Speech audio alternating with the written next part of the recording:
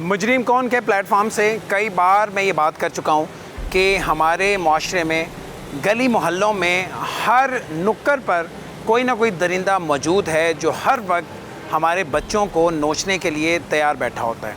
ऐसा ही एक दरिंदा पुलिस ने गिरफ़्तार किया है जिसने एक 8 साल की बच्ची को नोचा है। इस बच्ची के साथ ज़्यादती करने की कोशिश की गई। ये क्या मामला है, आज के प्रोग्राम में तफसील से इस पर बात करेंगे हमारे साथ। बहुत ही अनफॉर्चुनेट ये एक मामला है जिसमें 8 साल की बच्ची के साथ ज़्यादती की कोशिश की गई है या ज़्यादती की गई है, वो तो हम पुलिस से पूछेंगे।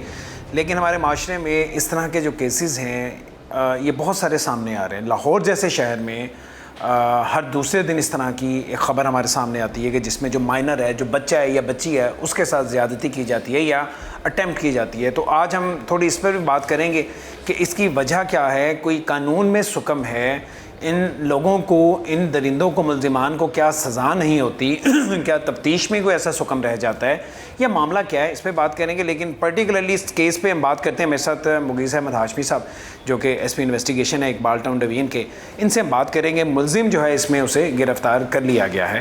ये मामला क्या था, किस तरह ये हुआ है और मुल्ज़िमान को फिर कैसे गिरफ़्तार किया। मुगीज़ साहब शुक्रिया आपके वक्त का। ये रिपोर्ट मामला कैसे होता है आपको? ये एक दरख्वास्त की शक्ल में ये इंसिडेंट जो है वो पुलिस तक जब ये पहुंची फैमिली, तो वालिद जो बच्ची का है उसने अप्रोच किया और उसी के ऊपर ये रजिस्ट्रेशन FIR की जो है वो हुई। इनिशियली जो इन्फॉर्मेशन मिली वो ये थी कि 8 साल की बच्ची है जिसका नाम है, अभी नेशनल मीडिया पे लेना चले मुनासिब नहीं भी होगा, नाम हम खुद ही स्किप कर रहे हैं और नाम हम कोशिश करेंगे अवॉइड ही करें और उसका जो चेहरा है, शक्ल है, वो भी हम ना दिखाएं। बिल्कुल। तो 8 साल की बच्ची है जी, 8 साल की उसकी। किस इलाके की रहने वाली है? ये करमदीन पार्क जो है वो इलाका कहलाता है, ठीक है, थाना सब्ज़ाज़ार के एरिया में। ठीक है। सो ये जिस दिन वक़ुआ होता है, वालिद उसी दिन आता है पुलिस के पास या उसके बाद? जी उसी दिन, सेम डे ही ऑफेंस जो है उसी दिन आता है। तो एप्लीकेशन क्या थी और उसमें लिखा क्या था? कंटेंट जो था वो ये कि उनके नेबरहुड में जो एक्यूज़ड है वो उनके नेबरहुड में ही रहता है और उसने बच्ची को जो है वो अपने साथ लेके गया, एक कमरे में वो लेके जाता है और उसके बाद वो जो है उसका ड्रेस रिमूव करता है और उसके बाद जो भी एक्ट्स हैं टुवर्ड्स रेप वो स्टार्ट करता है।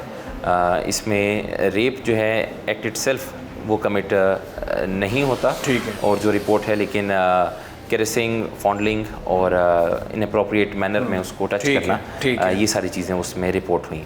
लेकिन क्योंकि ये एक माइनर को इन्वॉल्व करता है और बहुत ही हसास नौइयत का ये केस है, इस तरह के केसेस के ऊपर हमारा एक्शन जो है वो बहुत ही रैपिड, स्विफ्ट होता है और हमारे जैसे ही इस तरह का केस रिपोर्ट होता है और उसकी FIR रजिस्टर होती है तो हमारा जो स्पेशल सेक्सुअल ऑफेंसेस के लिए जो यूनिट कायम किया गया है उसमें एज़ पर SOP वो ट्रांसफ़र हो जाता है और कोशिश होती है कि फ़ीमेल ऑफिसर जो है वही इसको इन्वेस्टिगेट करे क्योंकि केस की सेंसिटिविटी इस तरह की होती है।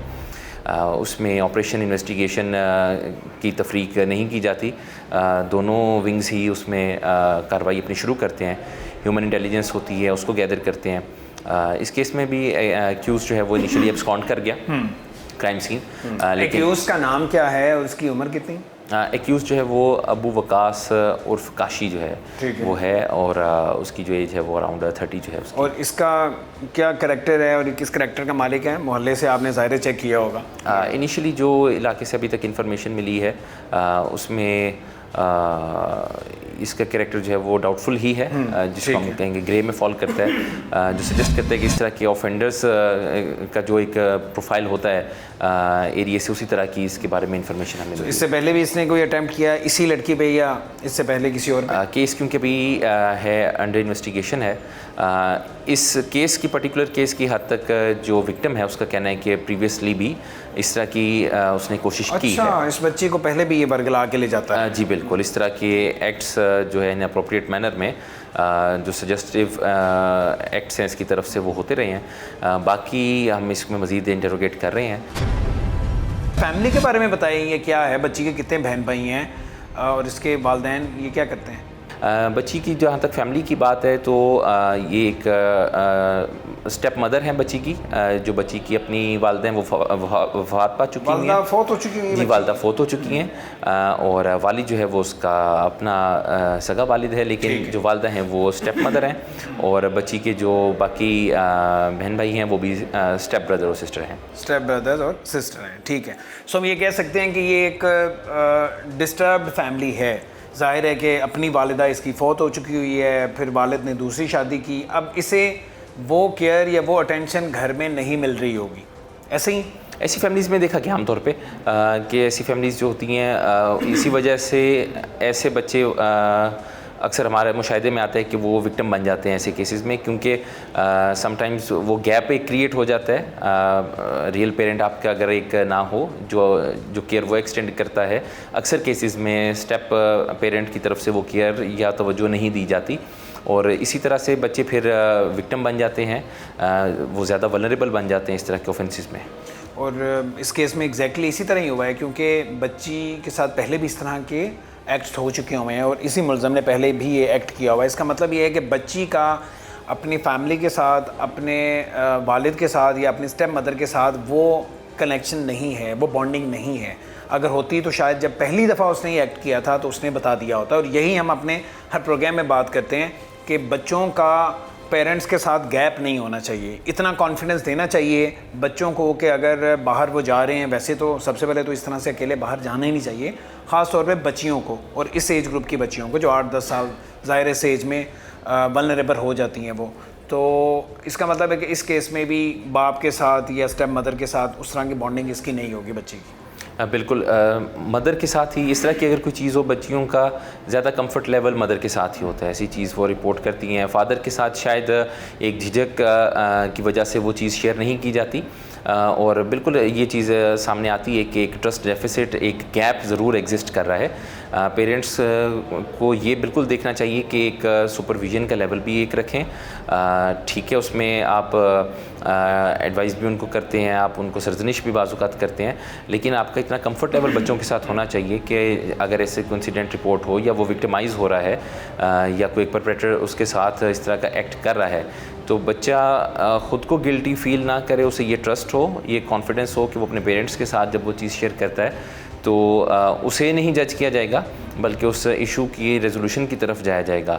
इस पर्टिकुलर केस में शायद वो एक ट्रस्ट या कॉन्फिडेंस या कंफर्ट लेवल मदर के साथ बच्ची का वो मिसिंग था, क्योंकि जब रिपोर्ट हुआ भी तो वो फादर ही है जो रिपोर्ट करने के लिए रिपोर्ट कर रहा था। और ये बड़ी सादी सी बात है जो समझने वाली है पेरेंट्स को भी, और फिर आगे बच्चों को समझाने वाली बात है कि गलत आप नहीं कर रहे, आपके साथ गलत हो रहा है। एक सादा सा एक पॉइंट है जिसे समझने की ज़रूरत है। केस की अगर हम बात करें, आप कह रहे हैं कि इसी बच्ची पे पहले भी इसने अटैम्प्ट्स किए हैं, तो बच्ची ने पहले किसी को बताया नहीं था, मामला क्या था?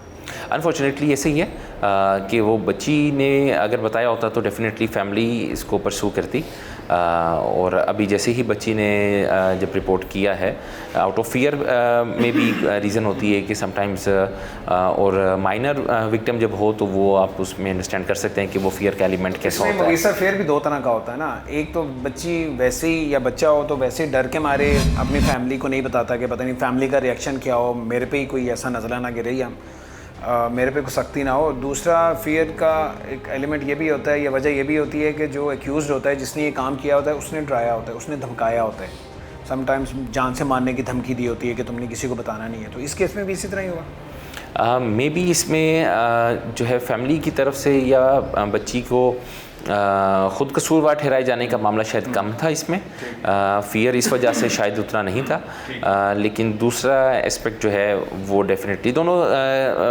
पैरेलल चल रहे होते हैं। ह्यूमन साइकी बड़ी इंटरेस्टिंग है, विक्टिम का माइंड किस तरह से उस वक्त वर्क कर रहा है, वो एक नॉर्मल माइंड नहीं होता जब विक्टिम हो, और उसकी अगर अंडर एज हो और बिल्कुल यंग हो तो फिर तो ज़्यादा रैशनली वो वर्क नहीं कर रहा होता उस वक्त माइंड।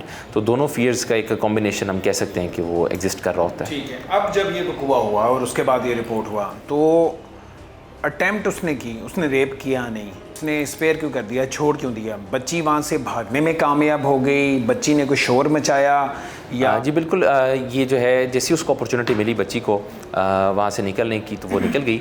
इसी वजह से मेडिकल रिपोर्ट हमारी आई है, वो खैर एक सेपरेट चीज़ है। मेडिकल रिपोर्ट क्या सजेस्ट कर रही है, लेकिन सर्कमस्टांसिस जो कहते हैं वो उस दिन उस मौके पे जो वो रेप का एक्ट अभी तक हमारी इन्वेस्टिगेशन में वो कमिट नहीं हुआ, सिर्फ एडवांसमेंट थी उसके लिए। ठीक है, तो बच्ची को भागने का मौका मिल गया, वहाँ से भाग गई, वरना उसके साथ ज़्यादती कर देता, कह सकते हैं। मुगी साहब ये बताएं कि आपने, चलिए ये तो अल्हम्दुलिल्लाह अल्लाह का शुक्र है कि उस बच्ची के साथ रेप नहीं हुआ और वो खाली एक अटैम्प्ट थी, और उससे बढ़ के मैं अप्रिशिएट करूँगा इसके वालिद को, क्योंकि इस तरह के हमारे गली मोहल्लों में बच्चों के साथ ये एक्ट होते रहते हैं और लोग इसे समझते हैं कि अगर हम पुलिस को रिपोर्ट करेंगे, आवाज़ उठाएंगे तो हमारी इज़्ज़त में कोई कमी आएगी। हालांकि ये बहुत ही एक अजीबोगरीब सा मामला है, इससे उस फैमिली या उस विक्टिम की इज़्ज़त में कमी नहीं आती, ना आनी चाहिए। इज़्ज़त में कमी आनी चाहिए जिसने ये एक्ट किया हुआ है। मेरे साथ वो बच्ची मौजूद है, विक्टिम है। आप यकीन करें, आपको भी नज़र आ रहा है, दिल जो है ना वो खून के आंसू रो रहा है कि इस बच्ची के साथ कोई इतना जुल्म कर सकता है। यानी एक तो एज उसकी 8 साल है और दिखने में शायद वो 8 साल की भी नहीं लग रही, उससे भी छोटी लग रही है।